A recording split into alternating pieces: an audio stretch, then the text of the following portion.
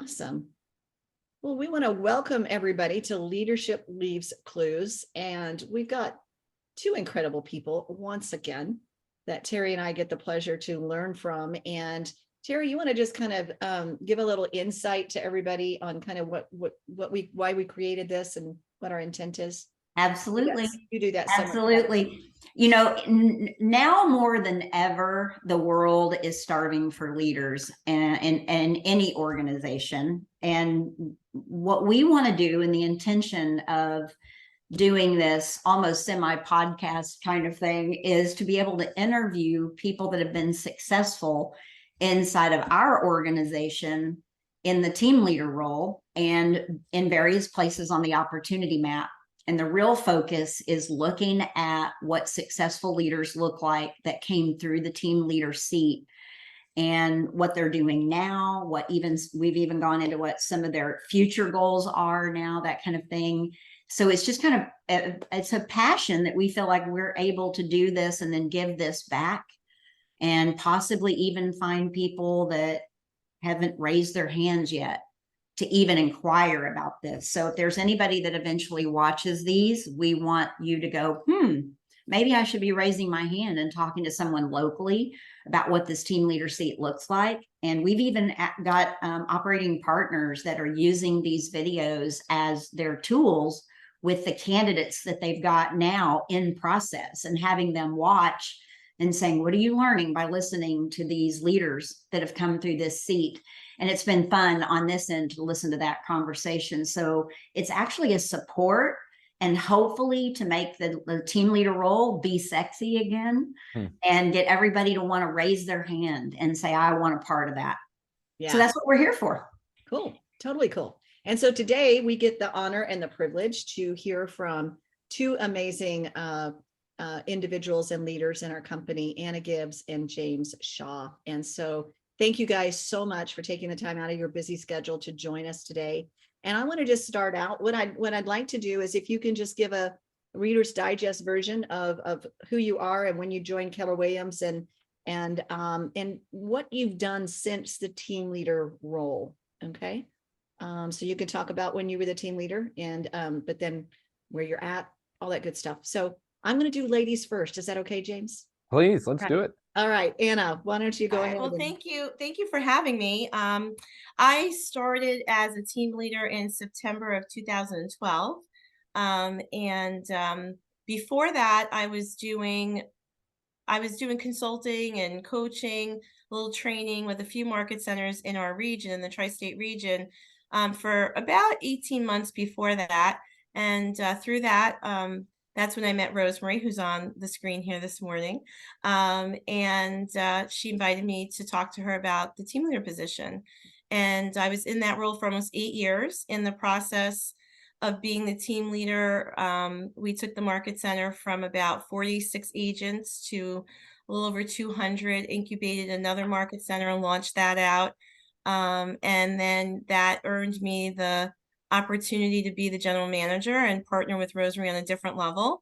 And that's where I've been for the last 3 years. And it's been a great ride and continues to be. We've started some ancillary businesses as well. So there's still a lot of growth happening. And really, it all started in the team leader role. Very cool. Very cool. James, how about you? Well, I've been Keller Williams 17 years. I joined as a buyer agent on a team. It's the coolest thing, right? I was driving buyers around in my car. Our team, the team I was on, grew a lot. It was actually the top team in Keller Williams back in 2006. So we did 444 units that year, 93 million in sales volume, 2.3 million in GCI. And so we were number one in units in KW. And that led to some different opportunities, because I was a 7th level team that I was assisting the Rainmaker in running. And so I had a chance to be an assistant team leader for a period of time, but I'd always wanted to be the team leader. And I'm excited that you say you want to make that job, kind of sexy again, I guess. It's I aspired to be that. I mean, I looked at that and went, that was absolutely what I wanted to do. And so I got to do it 2 different market centers. So I was a team leader for a total of 8 years, one in Cary, North Carolina. We took that market center from number 12 in Raleigh-Durham to number 3 in the board, and from number 3 in the town of Cary to number 1. We went, it's funny, January 4th, 2009, we had 110 people. February 28th, we had 89 people. So 2 days in, we were down to 89, but we got that thing up to about 168 once I wrapped up there. I went to Tampa after that to be a team leader for Nikki Ubaldini and her Northwest Tampa office. We grew that from 170 to 300 in the 4 years that I was there, and made it the most profitable market center in the South Florida region. So we were really proud of ourselves on that. And then moved into other stuff. Coach Bold, coached with MAPS, and I worked at KWRI for a while as their VP of learning. It's just so much opportunity, and it all came from 8 really fun, awesome years as the team leader. Yeah. Yeah. Cool. You know what I just love about what James just said? Did you hear those numbers? I know. He still He knows still his knows No, I numbers. can't. I won't forget them. I won't He forget still them knows because his numbers. And it's been it's how true long story. since you were in the team? And We I hit still 300 don't on like my any other top producer. I was just like, this is what I did. we hit 300 on my last day. So I just remembered that like it was my last day. We hit 300, and I was just so proud of the work our team had put in to get from 168 to 300. All of it. I was a team leader 8 years during the Great Recession. It was all Great Recession time. So it was a totally different time. Yeah. Good point. Yeah. Good point. Well, we're going to go there. We're going to go there Yeah, with we are. that Yeah, here in we a are. little bit.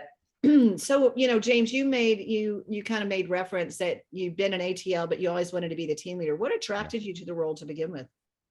Well, I loved there were 2 parts of it that I liked. Well, there's one part really that I liked, and that was the impact that you can have on agents' lives and businesses, whether that was through training and stuff that you're doing in your market center, or through the recruitment process of bringing somebody in. You meet somebody that look, they think the company they're in is perfect for them, and it may be, right? It might be a good home for them, but then they see, wait a minute, but in this place, I have access to this tool or this particular training. And to watch businesses get transformed brought me a lot of joy and happiness. So I love that part of it. I love just being able to really help and support an agent in making their life better and their business better through the models and the systems and the tools that we have here at Keller Williams. Yeah, cool. Very cool. Anna, how about you? Yeah. I mentioned I was working with some market centers before becoming the TL. And so during that time, I had the opportunity to go to different regional meetings. I was invited to Bold. It was in its first year as a launch.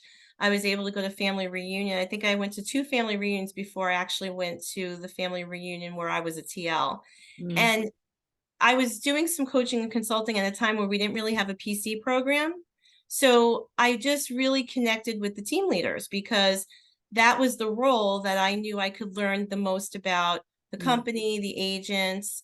And I'm someone who wants to know the big picture, and I wanted to immerse myself in the models, and I read the MREA book.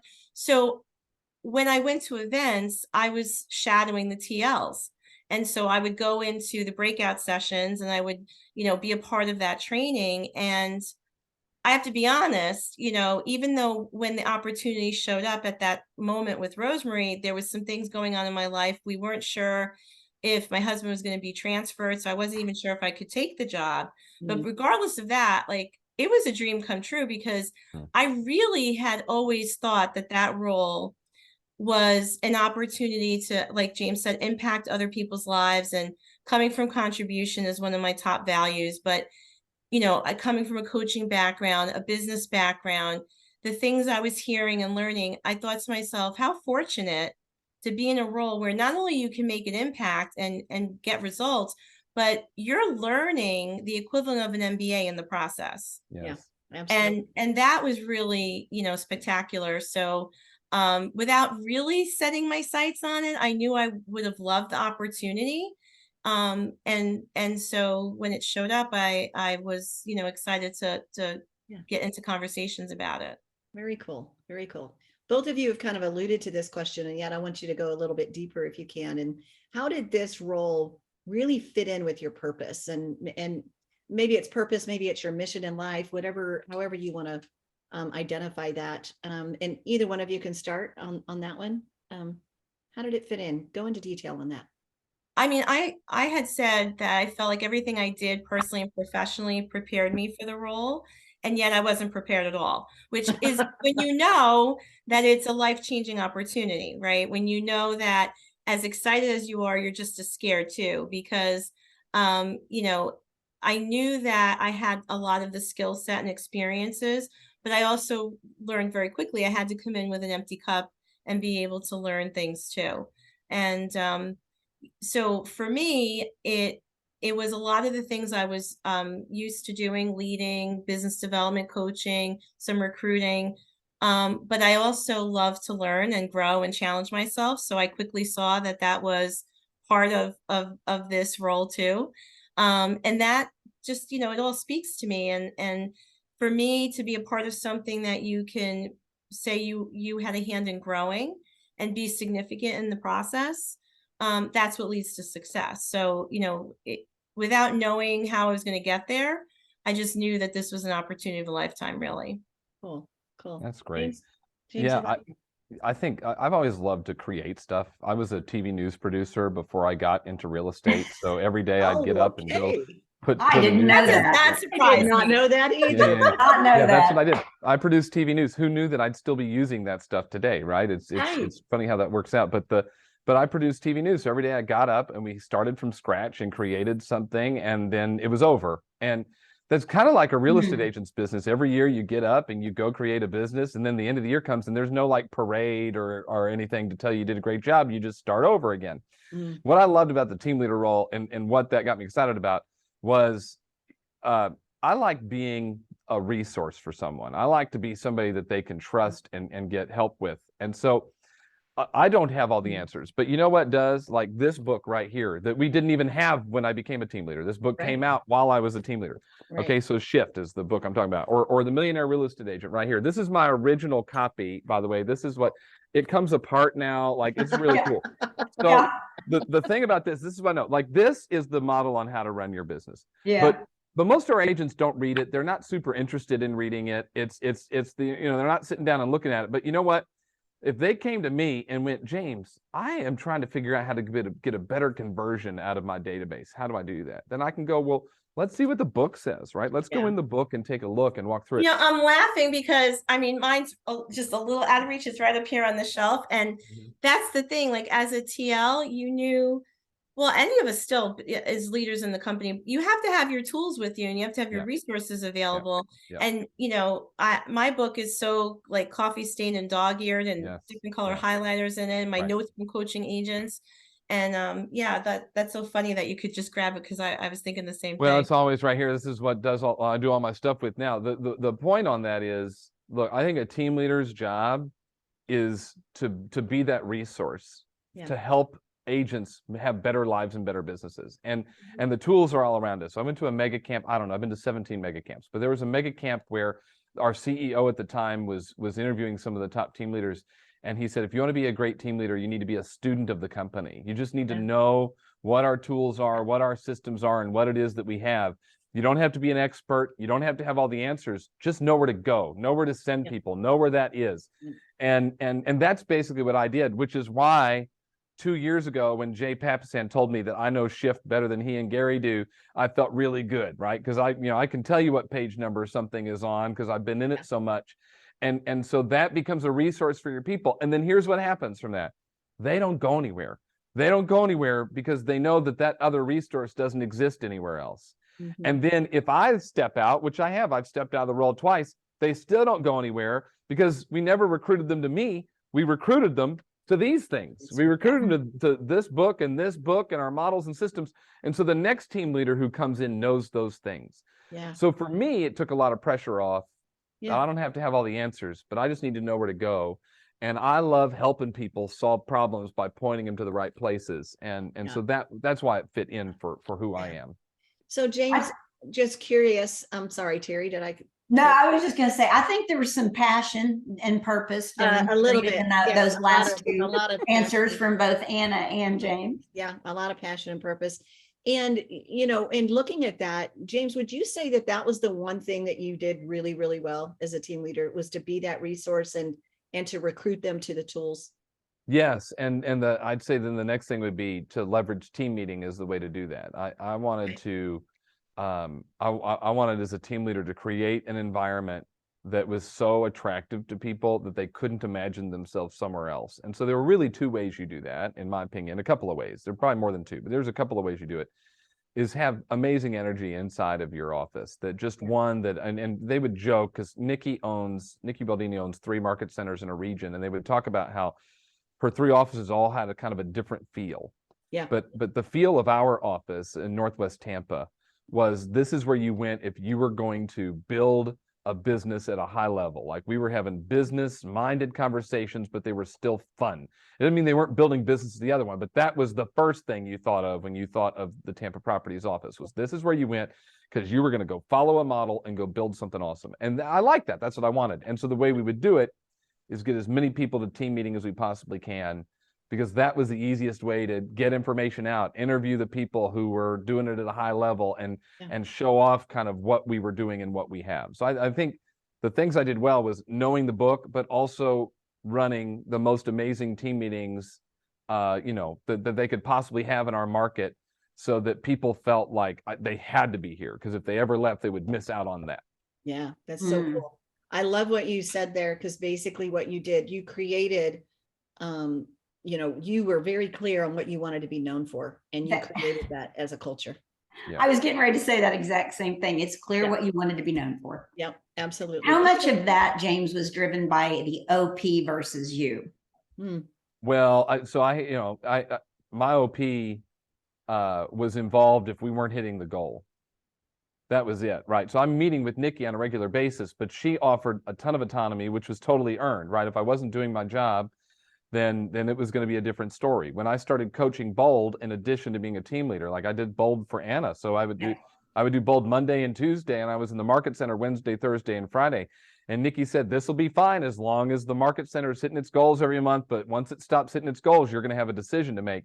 That was about the involvement I had from her. The rest of it was, we knew what we wanted as a group. I knew how I wanted to lead it. We had the right team around us to make it happen, and so that's what we did. Cool. Perfect. Very cool. Anna, what would you say was the one thing you did well, and that you'd do it again if you were in the role? Yeah. Build community in the market center. A lot of the things that James talked about, I can relate to. And Erin, who's in the studio audience here, has been with me for 8 years, was probably done everything but the team leader role at this point. So she can tell you, like, we would have vendors come in and say, I've never been in an office that has this kind of energy. Like, it rattles off the walls. And we had standing room only in team meetings. I played music. I'll tell you, in the beginning, I had one agent come to me and say, we love your energy. Can you just dial it down a little bit? And I was like, That's no. a very New York thing to say. I just need to point that out, Anna. That is such a New York thing. Right. I mean, you learn to model and kind of mirror and match and all that. But honestly, we had such, it still do in that market center. It's just a great group of agents, culture, connectivity. I would like to think that my agents would still say today, I always knew she had my back. If I needed to sit down and talk about my business, she was going to help clarify things for me. She was going to hold me accountable. If I saw something come through a class, James was teaching shift or something, I would text, people in my top 20% or any agent in the market center and say, did you see this? This is something I think you should check out. I just was always involved, tried to get to know them on a personal level, especially my ALC and my top 20%, knew their kids' names, knew what was going on in their lives. And it's not hard to do, and it's not easy to do. It's something that was natural for me in my behavior style, because I truly do find success through other people, and connecting is important. So we had an amazing culture, and that gave me the opportunity to earn the right to consult them, to earn the right to get them to participate in helping me grow the market center, right? I was helping them build their profit share opportunities. So it was really a partnership, and I didn't have to be involved in every aspect of the market center either. As a matter of fact, Erin will, she would say to me, like, weeks later, we might actually be having lunch one day and we could put that time together, and she'd say, oh yeah, so and so this happened. I'm like, it did? When did that happen? Well, we didn't need to bother you with that. We took care of it. And that was the other part that made it work, you know, is that we were able to build this really great team with our staff. And I always said, you know, they were the CEO of their role. And if you find me micromanaging you, we have a problem, because you know, I need you to know you can run the ball, and I'm going to run the ball, and you know, we don't need to step all over each other. So that also made it work too. Yeah, cool. Mm. James, you mentioned kind of I guess a standard that Nikki had of you, especially when you took on Bold, that as long as the market center was hitting the numbers. Yeah. Talk about some of the other standards maybe, and this is for both of you guys, that was set by your OP, and how did it differ from your own standards or the expectation of yourself? Oh, that's a great question. So, you know, if you look at Tampa, we were a gross 12, net 6 a month was kind of where we were. And we had different language then than we use now, right? We did R2s and R1s and all that kind of stuff. We were measuring things a little bit differently back then. So we were looking at a certain number of cappers and all that kind of stuff. What happened for me was when I started coaching Bold, it constricted, right, what I could do in the market center. So then my appointments became really, you know, $2 million producers and up, which we would call a capper then. I mean, different language now, but that's what I do. So $2 million and up was all I did Wednesday, Thursday, Friday. That's who I'd meet with, and I did it in the afternoon. And then, you know, we were going to be the most profitable office in the region, period. You can't own the region, and then not have the most profitable office in the region. So we were, you know, that was a goal for us. And so those were the two standards, right? We were going to gross 12, net 6, be the most profitable. But what my own personal standard I had was I always wanted to replace my salary in company dollar within the first quarter. So I would, that's company dollar brought in. And so then I would always tell her, on whatever day it was, right, that I'd recruited enough cappers that their company dollar equated for paying for me. To say, all right, now everything else is profit, right? I mean, it's a joke, right? We're just goofing around, but yet I was having that perspective of, as quickly as possible, I wanted to bring in enough company dollar every year to cover her investment in me so that she knew it was paying off. And that was just a little goal I had for myself to make it a little bit more fun. I love that. I love Man, that just like screamed respect, what you just said. Absolutely. Love that. Absolutely. Yeah. Well, I love my OP. This is the thing. You got to have a, I talk to her still regularly and do stuff for her all the time, even though I don't work for her anymore. I absolutely love Nikki Ubaldini. I think she's the best OP on the planet. No offense to Rosemary, who's on here. I think she's great too. but you've got to have a team leader and OP relationship is so vital to success. Yes. And I valued her opinion and feedback, and I knew I could call her and ask her questions without any judgment about what she thought about how I was doing the role. She was just going to help me and support me, and she gave me the freedom to go do things we wanted to do in her office. If you went into her 3 offices, they all felt different because she allowed her leaders to lead. And I think that's really important that OPs do that. Yeah, very cool. Anna, how about you? What were the standards that were set by your OP, and how did it differ from your own standards or expectations of yourself? Yeah, so I came in during a time where the growth initiative was at the I guess I pretty much just started, I think, that year I came in, which was 2012. And so I have a lot of thoughts rolling through my head right now. So you know, it's interesting because Terry was my MAPS coach when I was a team leader for many years. And then she shifted some of her clients. So I was working with other great coaches. And now coming back in as the GM, I'm coaching with her again. But so I've got my MAPS coach and my OP here. So I have to be honest, right? And they'll tell you, I was like the young filly that had to be broken a little bit, because I came in with an expectation about how easy this was going to be. And, you know, it isn't necessarily hard, but it's not necessarily, you know, it's simple, but it's not easy. It's something that I had to get super clear about strategy, super clear about what my numbers were telling me, super clear about, you know, how I spent my time, because the growth initiative was very, very specific about, you know, wanting to see a high level of results, which I think, you know, again, just being honest, a lot of us who were working as team leaders during that period, sometimes, you know, we fought back on it a little bit. And I realized very quickly that it's going to make me a better leader. It was going to make me a better consultant, not just a recruiter, but a better consultant, because the more people I got to meet with, the more relationships I was building, which led me to see those gross numbers. And so, you know, Rosemary is someone who always, you know, sees how she can align with the vision of the company and Gary Keller.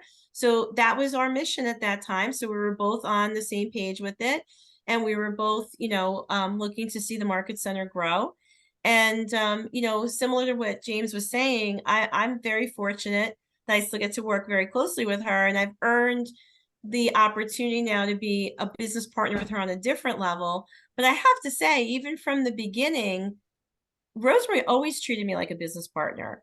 And she gave me the opportunity, and maybe I showed her too, that I was not just there to recruit, I was there to recruit as it was a vehicle to grow the business. And it was about recruiting, and it was about also growing those agents' businesses that were already there, and creating the culture and running the business of a market center. And so, you know, she gave me a lot of freedom to do that. And we consulted all the time. And just like James said too, you can go in the different market centers and feel a different energy, because she really wanted her team leaders to be the CEO of the market center. And so we were able to really, you know, create, I think, a unique DNA in that. And so I was always fortunate to have the support, the accountability, you know, was high, whether, you know, I appreciated it every day or not, didn't matter, it was there.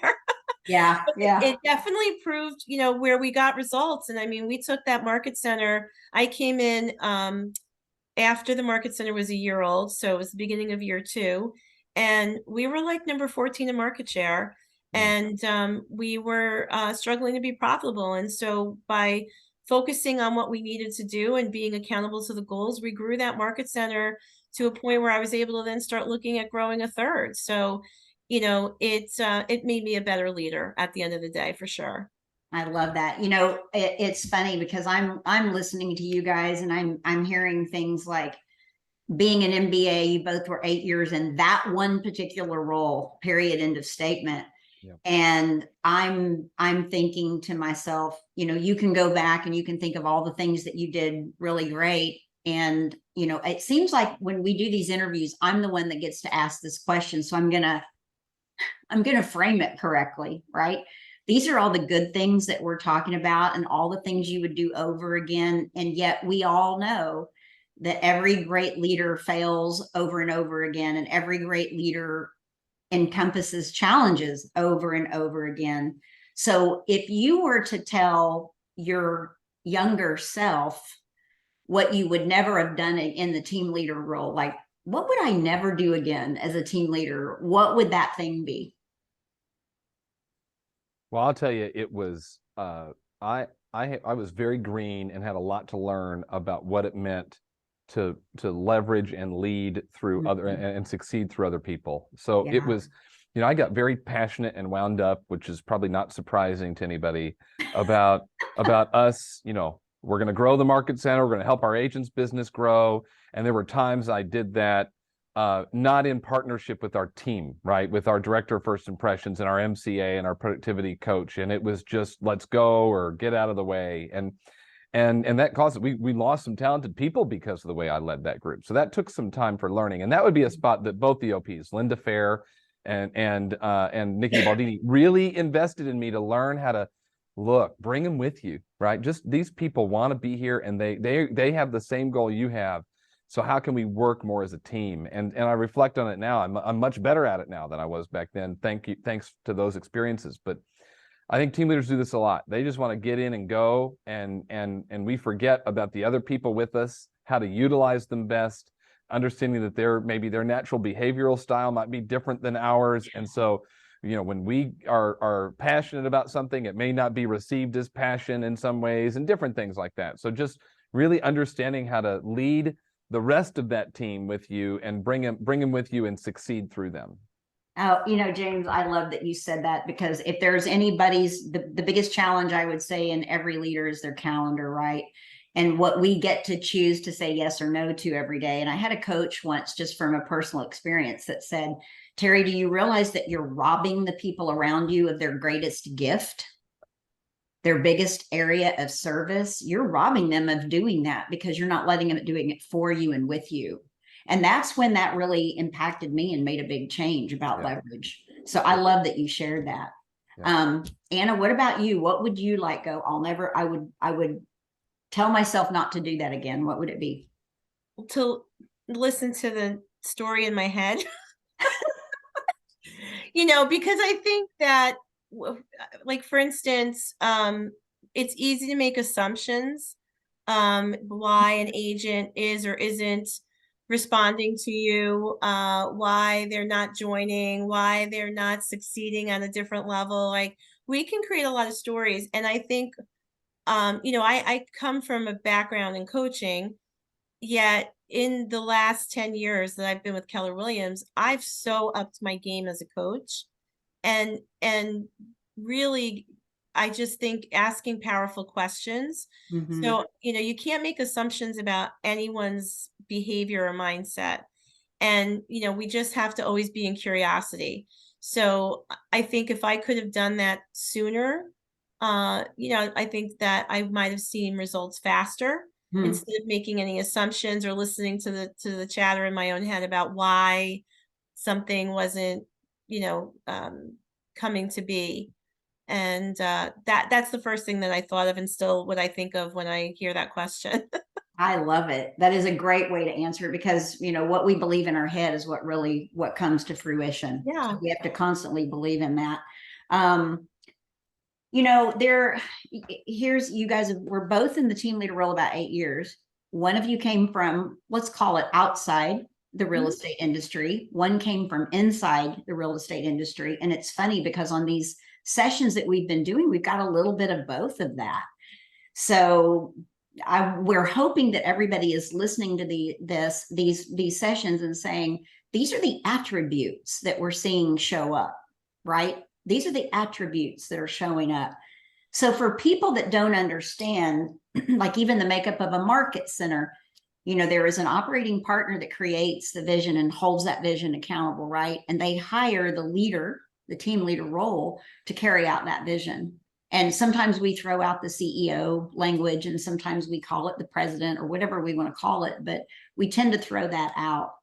So for people that maybe are listening, because we know people are listening that aren't on here right now, if they're questioning raising their hand, what would you say to them to get them to raise your hand? What would you say to people that haven't raised their hand yet to inquire about the team leader role? James, you go ahead and start. Well, I'd say you can't say no to something when you don't know what you're saying no to. So raise your hand and go through the process. But the easy way to go look at this is the team leader role and the MCA role are the roles to opportunity inside of Keller Williams, period. That's where it all comes from. Anna wouldn't be a GM of an organization without have been a successful team leader. I look at the path I have been on, and to help run KWU for a period of time. That would not have happened without success in the team leader role. So those are the two roles to opportunity. Terry, go look at the OPs now in this company. How many of them came out of team leader and even some MCA positions? Look at the MAPS coach roster. Oh yeah. And where those that's the path to opportunity. And here's the other thing. You might think you're not going to like it, but you may love it, because it's the exact same thing as running a mega agent business.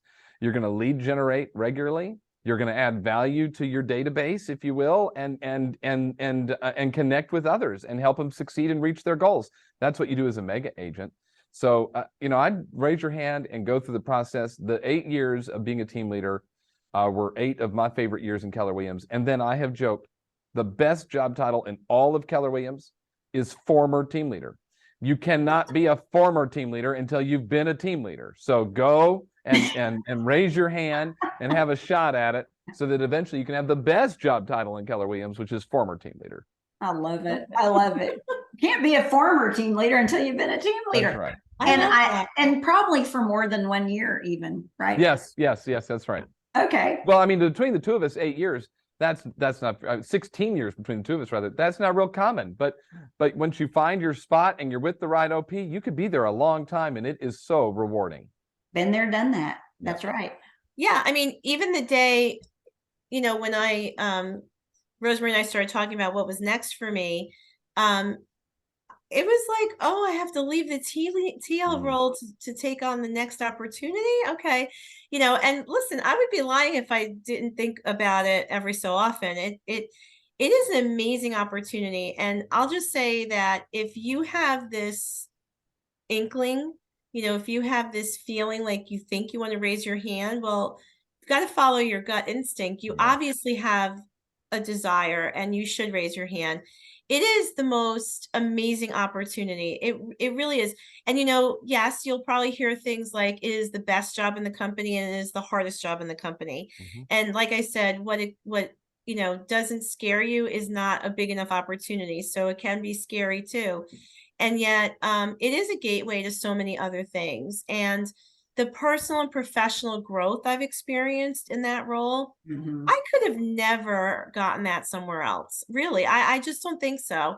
And, there's still times 10 years later, I'm sitting in something that we're doing, whether it's within our own, 3 market centers or, with KWRI, and I'm pinching myself saying, this is a real estate company? Because what we get to talk about, what we learn about, and what we share with each other is really uncommon in the business world. And so as the team leader, you're at almost everything. You're going to almost every different type of event and training. And so you're getting so much access to information and to people. The network I've built over these last 10 years is immense. And it's funny what you said, James, about, the TLs and where we go on to next. So, I've had this opportunity now as the general manager, and I said we started some other businesses. And I'm putting my application in to be an approved KWU trainer. So there's just a lot of things that you can do from there. Well, I was at the meeting last week with Gary Keller, the stakeholder meeting, and I ran into so many people I knew as a TL who were TLs. Yep. Or some that went to TL boot camp with me who are now OPs. And, Dennis Russell, every time I see Dennis Russell, he tells the same story about how he and I met at a family reunion before I even became a team leader, and how I met him the following year when I was a team leader, and, what opportunity looks like. And, so it's just really cool to know that we all have, these access points. But at the end of the day, I will say this too, you have to do the work and you have to get the results. Like the opportunities are there, but you have to, show that you're ready for the next level too. That's And right. as Stacy States and I talk about this all the time, Stacy States, who's the team leader in Boise, Idaho, she's a regional director. There's so much opportunity for her. We were both assistant team leaders at the same time in the same mastermind group. Every year we go to masterminds, we're sitting in the same group. And she's an example too. You show up, you do the work, right? You make things happen, and opportunity will show up for you. And there's so many people like that you see that have moved on to different roles, all because they put in the work as a team leader.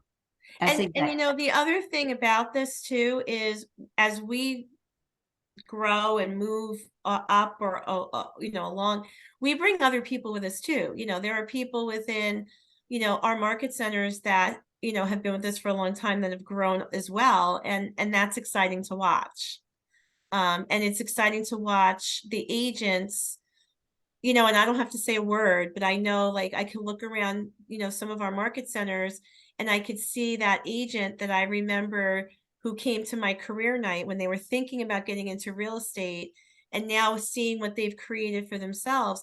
We're just opportunity magnets, and there's no other role like the team leader role where you're a part of that, where you're a catalyst for all of that growth. And it's really, it's very gratifying.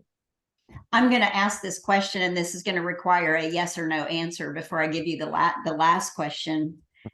Okay. So, and I'm only saying that because it's pretty direct. So if someone wanted to go start up a business that had nothing to do with real estate, and they came to you both and they said, could you help me build a business model and create the financial wherewithal to go out and create a successful business, in whatever business that was, could you coach them to do that, knowing what you know now?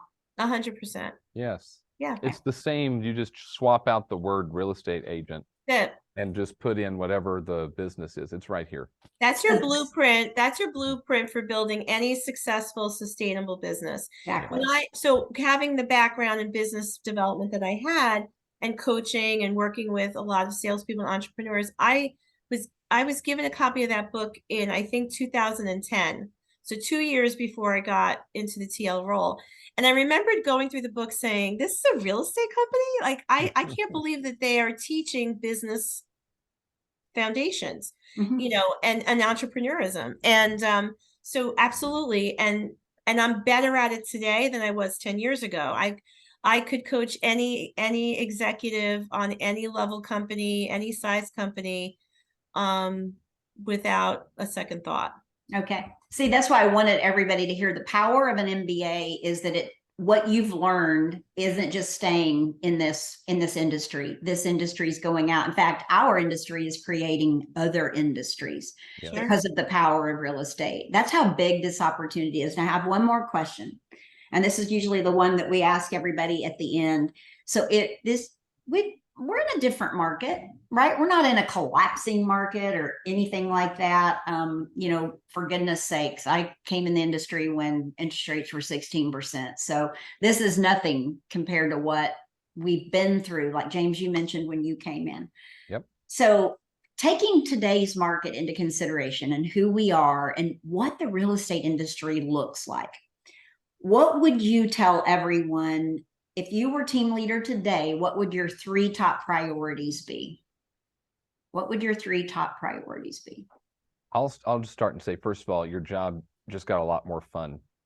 So I think this is a way better market, a more fun market to be a team leader in than when everything's just going nuts. So what would my 3 things be? I think number 1 would be, I'd recommend team leaders, you teach a little bit more. And here's the rhythm of teaching I would get in.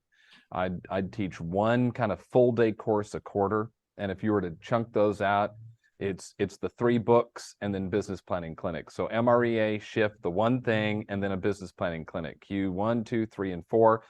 You do a 1 full day event a quarter that you're going to teach, that you pack full of your people so you can add value to that group and say, here's why you're here. And everybody brings a guest with them so you can add value to the community outside of your office. That'd be number 1. Okay. Number 2 would be, get into a rhythm of weekly team meetings that you help facilitate. You're not the star of it necessarily, but you help facilitate, again, to create this environment of we are paying attention to what's going on in the market. We're teaching strategies. We're helping our people win. That'd be number 2. Okay. Number 3, you better lock yourself in your office from 9 a.m. to 11 and smile and dial. It's smile and dial and get in front of as many people as you can. My strategy was the top 100 in the market. Every month they heard from me and they got invited to the next thing. And that was kind of the rhythm I got in. But you cannot get away from that lead gen time. You got to show your people in your office how important it is by you doing it. And then you got to do it to keep that funnel full so you can keep growing your market center. The last time we went through this, we're going to have the 2nd largest decline in units year over year in history. 06 to 07, 1.5 million fewer units sold. This year, they're anticipating 1.4 million fewer units, and it could end up being more than that. The last time this happened, 35% of NAR's membership left the industry. So your market center may shrink, but if you're doing the right things from 9 to 11 every day looking for people, yours won't, right? I told you, we grew market centers in a market that was declining because we're doing the right thing day in and day out. So those are my 3, Terry. Whoop, whoop, whoop. And it's funny. It's like you just said, 2 hours a day, basically, right? Okay, 10 hours a week, put it in somewhere. Like 10 hours a week, and you don't abandon it. That was the minimum standard. I mean, that's that was one of the positive things I think that really came out of the growth initiative is that it taught us how to create structure. And that was a minimum standard. You know, Erin will tell you, you know, she used to do everything but put an orange cone in front of my door. Maybe we even did that a few times, and protect my lead gen time. So So what are your things? Lead gen apparently is one of your 3 things. well, yeah, but you know, I think it's clear that James and I think a lot alike. So the 3 words that popped into my head were value, visibility, and relationships. And how you get there can be a lot of different things, but I think that you need to show up in your market as that business consultant who can provide value, who can provide the consulting. You are the person that agents look to say, if I'm struggling to figure it out, that person can help me.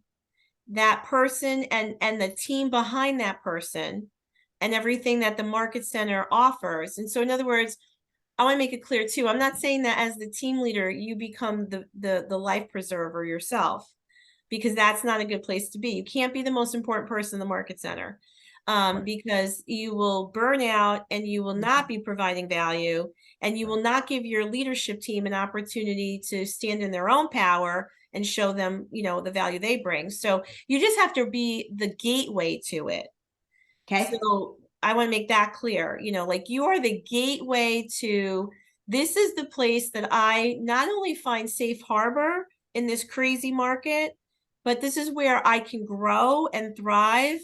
And I have the tools and the resources here with the team around me where I can be successful in any market.